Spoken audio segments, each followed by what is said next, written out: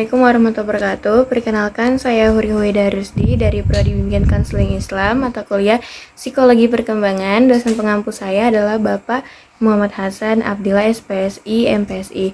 Hari ini saya akan menjelaskan pengertian perkembangan moral.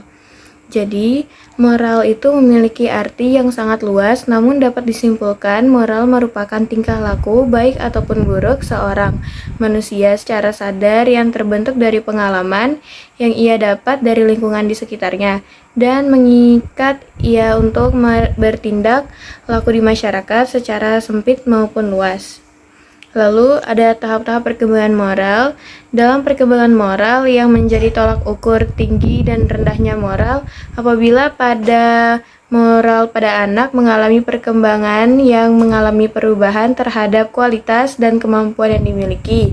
Tahap perkembangan sikap moral yang ada pada anak yang dikemukakan oleh Piaget ada 3 fase. Yang pertama, ada 3 fase perkembangan moral anak, yaitu fase absolut yang merupakan fase di mana anak dapat menghayati peraturan-peraturan sebagai suatu hal yang mampu diubah karena bersumber dari pengaruh yang dihormatinya. Lalu yang kedua ada fase realitas yang merupakan fase di mana anak dapat menyesuaikan diri untuk menghindari penolakan dari orang lain. Peraturan yang dianggap bisa diubah. Oleh karena itu, mereka menyetujui perubahan jujur yang sudah disetujui bersama, sekaligus mereka bertanggung jawab untuk mentaatinya. Lalu yang ketiga ada fase subjektif, yang merupakan fase di mana anak lebih mencermati motif atau kesengajaan pada penilaian perilaku. Tahap perkembangan moral yang dikemukakan oleh Jean Piaget merupakan seorang filsuf sekaligus ilmuwan yang masyhur mengenai hasil penelitian tentang perkembangan moral menurut Piaget sebagai berikut. Yang pertama ada tahap moralitas heterogen. Tahap ini anak berusia 4 sampai 7 tahun merupakan tahap pertama anak mengalami perkembangan moral.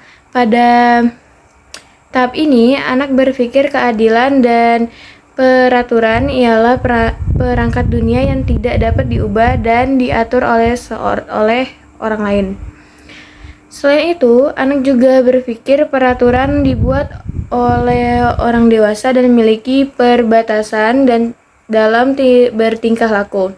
Oleh karena itu, pada tahap ini seharusnya orang dewasa perlu memberikan kesempatan kepada anak untuk membuat peraturan mereka sendiri agar anak menyadari bahwa peraturan yang mereka sepakati itu dapat berubah.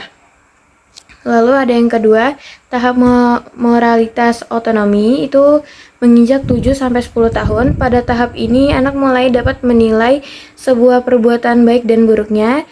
Tidak hanya itu, mereka juga sudah mulai berpikir secara mempertimbangkan niat dan dampak baik buruknya dari hasil perbuatan yang akan anak lakukan.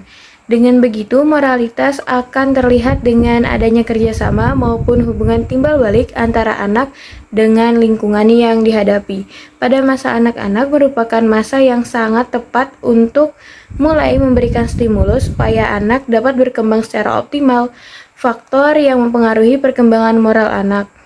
Jadi, perkembangan moral anak pada anak terlihat pada perkembangan budi pekerti, tingkah laku, akhlak, ataupun karakter pada anak yang menunjukkan anak tersebut dididik dengan baik.